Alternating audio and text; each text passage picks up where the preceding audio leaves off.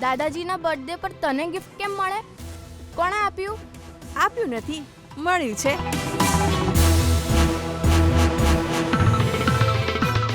મળ્યું છે? સોનાનું છે? હા દાદી, મળ્યું છે.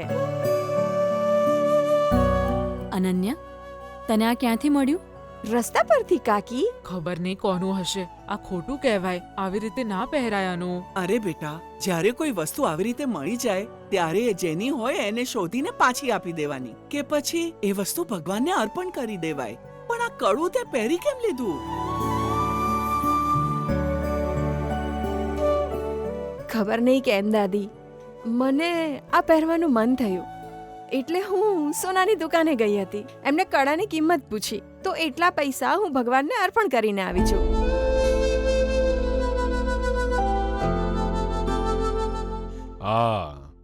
આ છે મારી પૌત્રીના ગુણ. દાદા, આના વખાણ ના કરશો. મને તો લાગે છે કે આ ખોટું બોલી રહી છે. આ કડું છે ને એના કોઈ બોયફ્રેન્ડે એને આપ્યું હશે. બોલ અનન્યા, આ કોણે તને આપ્યું? એ બદમાશ, ચૂપ થઈ જા. કાયમ આવી રીતે વાત કરીને બધાને હેરાન કરતો હોય છે. આ કોઈનું કડું પહેરીને ખુશ થઈ રહી છે. બિચારા, જેમનું કડું ખોવાઈ ગયું હશે એ ખબર નહીં કેટલા દુખી હશે. દક્ષા બેટા, કંઈક ખોઈ નાખવાની પીડા શું હોય એ આપણી અનન્યા કરતા વધારે કોણ સમજે?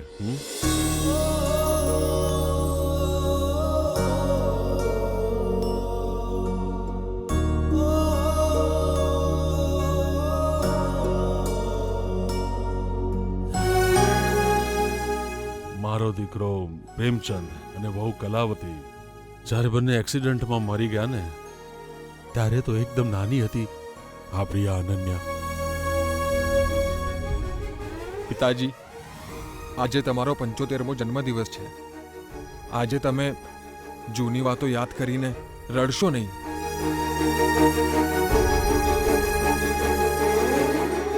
જુઓ, આપણી અનન્યાને જે ગમે એ કરવા દો, એને તમે રોકશો નહીં. આપણે બધાએ ભેગા થઈને એની જે ઈચ્છા હોય એ પૂરી કરવાની છે. બસ કોઈ સવાલ ના પૂછતા. ખ્યાલ આવી ગયો ને બધાને? ઓજી, અનન્યા ખુશ હોય તો અમે બધા જ ખુશ છીએ. તમે રડો છો કેમ? એક બાજુ પિતાજી કહે છે અનન્યાના લગ્ન કરાવવા છે, પણ આપણે અનન્યાના લગ્ન કરાવી દઈશું તો આ ઘરમાંથી રોનક જતી રહેશે એવું લાગે છે. એ આવી પાગલો જેવી વાત ના કર. છોકરીના લગ્ન તો કરાવવા જ પડે. ઘરે થોડી બેસાડીને રખાય છે. પિતાજી, તો એક કામ કરીએ, આપણે અનન્યા માટે એક સારો છોકરો શોધીને એને ઘર જમાઈ બનાવી દઈએ.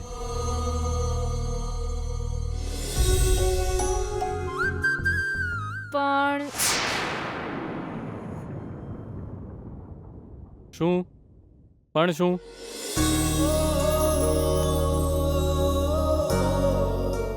વિજય, આપણા સુખમાં એક અડચણ ઊભી થઈ ગઈ.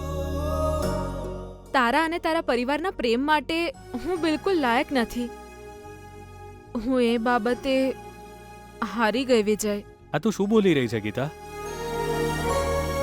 તારી સાથે લગ્ન કરવા માટે હું લાયક છું કે નહીં એ ચેક કરવા માટે મેં 1 મહિનો મહેનત કરી. રાત દિવસ એક કર્યા અને તું આવું બોલે છે? તને સાંભળવામાં વિચિત્ર લાગતું હશે, પણ આ જ હકીકત છે વિજય. હું મારા પપ્પાજીએ આપેલી ભેટ સાચવી ના શકી તો હું એ લાયક કેવી રીતે કહેવાઉં? તું હજુ પણ એ કડા વિશે વિચારી રહી છે ને? મેં એનો એક ઉપાય વિચાર્યો છે ગીતા.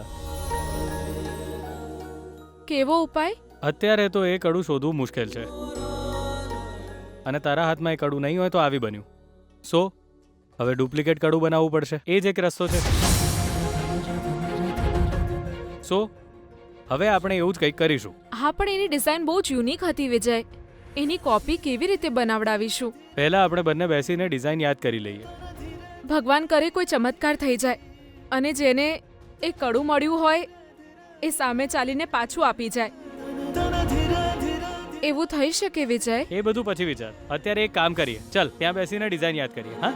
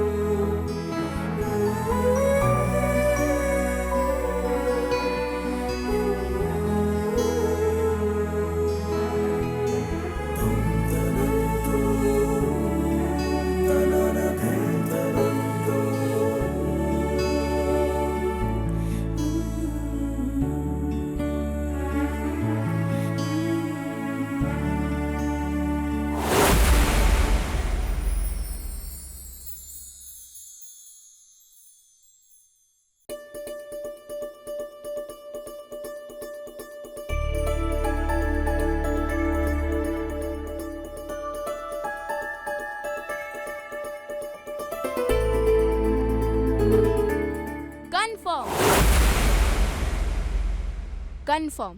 શું? મને એ જ સમયે શંકા થઈ હતી.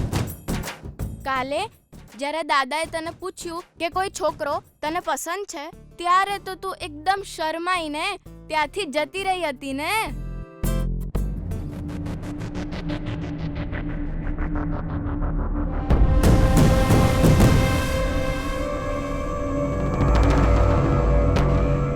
એ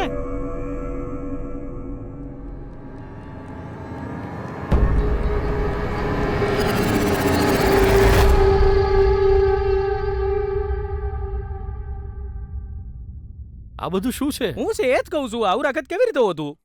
શું એ જ જીજુ એ પગની વીંટી પગની વીંટી પગની મારા વીંટી? પગની વીંટી ક્યાંક પડી ગઈ છે. અમે બંને એ શોધી રહ્યા હતા. બસ એટલી જ વાત છે. એટલું જ ને.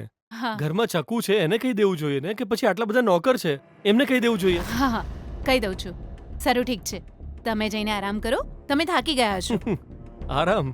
ત્યાં જો કેટલી ફાઇલ્સ પડી છે, મારે બધી ફાઇલ્સ અત્યારે વાંચવાની છે. અરવિંદજી, એ બધી ફાઇલ્સ ઉપર લઈને આવો.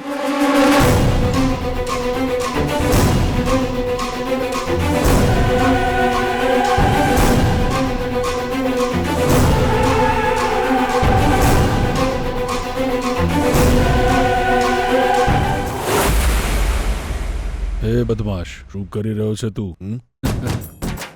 શરદચંદ્ર, હા કહો ને પિતાજી. આપણી અનન્ય માટે સૂર્યપ્રકાશે થોડા બાયોડેટા આપ્યા છે. વાવ, આ તો બહુ જ સારા સમાચાર છે.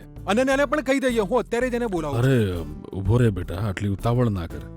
અનન્યાના મનમાં બીજા કોઈનો વિચાર હોઈ શકે ને. એના મનમાં શું છે એ જાણ્યા વિના એને બાયોડેટા ન દેખાડાય, એ તો ખોટું કહેવાય ને. મેં ગઈકાલે જ સૂર્યપ્રકાશને એક છોકરો શોધવા માટે કહ્યું ને એણે કામ કરીએ કાઢ્યું. અરે, જો એના મનમાં કોઈ હોત તો અનન્યા તમને પહેલા જ કહી દેત. કેમ કે તમે અનન્યાને પૂરેપૂરી છૂટ આપી છે. હા પપ્પા, એ તમારાથી કંઈ છુપાવતી નથી. પિતાજી, સૂર્યપ્રકાશીએ જે બાયોડેટા આપ્યા છે એ પહેલા તમે એને દેખાડો. પછી કંઈ હશે તો એ જાતે જ તમને કહેશે. લુક ગાઈઝ, અનન્યાના લગ્ન માટે તમારે મારો ઓપિનિયન લેવો જોઈએ. સમય ચૂપ બેસ તો. જ્યારે મોટા વાત કરતા હોય તો આવી રીતે વચ્ચે ન બોલાય, સમજો? બુદ્ધુ. બોલવા દે બેટા, એનો ઓપિનિયન પણ સાંભળીએ. બોલ બેટા. દાદા, આજકાલના જમાનામાં પરિવારવાળા છોકરો ના શોધે, છોકરી જાતે જ શોધે. એના માટે છોકરો શોધવાના બદલે તમે એને ડાયરેક્ટ જ પૂછી લો. એ બદમાશ, ગમે તેમ ના બોલ.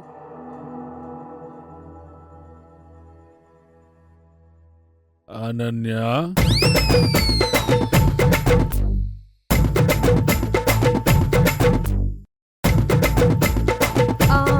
દાદાજી, હું બહાર જઈ રહી છું. બાય. અનન્યા, જરા ઊભી રહે બેટા, થોડી વાત કરવી છે. કાકુ, તમારે જે વાત કરવી હોય પછી કરજો. બાય.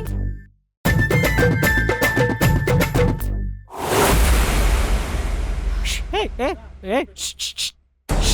એ આય આય.